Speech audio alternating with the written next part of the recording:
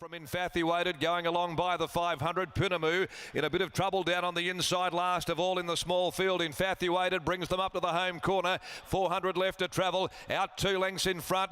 Travelling second, Flying Raw. 2.5 run for rum, followed by Abasso. Pike now starts his move on Star Exhibit. Dropping back last is Punamu. Infatuated though, they've served it up to him. He got it easily, led the way 1.5 lengths to 2. Flying Raw, Star Exhibit 2 lengths behind them. And then came Punamu. Infatuated at the 100.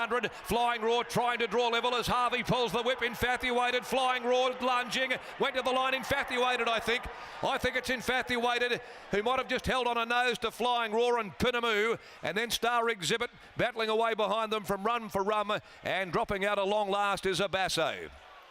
Justin, Paul Harvey is an absolute master, and we've just seen it again there in a field where not many wanted to lead. He was able to do it and just walk them through those early stages.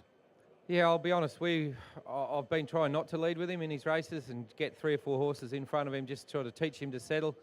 Otherwise he ends up doing a bit too much work, and he ends up sort of being the chopping block for whoever's following him. And we sort of ran a few places earlier on, just trying to get to know him, but there was no one else in there today, and had we drawn inside Flying Raw, maybe we'd let him go, but probably the other way around. And then obviously, he had a bit of a wrestling match with Paul, but he's a good, strong horse. And it was only a very small field, but every horse in that field you'd like to take home. We know how strong Paul Harvey is, so it just shows how strong this horse is, isn't it? Because it's not often that Paul doesn't win the battle through the early stage, and it did just take him a little bit of time to get the horse underneath him again.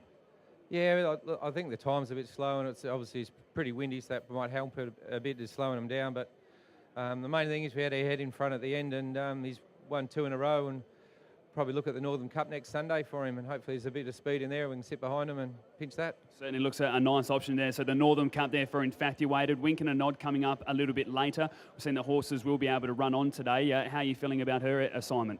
Well, the barrier's good. Obviously, she's a bit underdone. The races we're sort of looking to, obviously would love to win today, but peak her in about another 4 or 5 weeks. So probably every horse in the race is similar. So we've drawn well. Just obviously we're going to have some horses in front of us and get a bit of luck turning for home. But her best is a couple of runs away. We're looking forward to seeing her back at Ascot. Justin, congratulations. Thank you.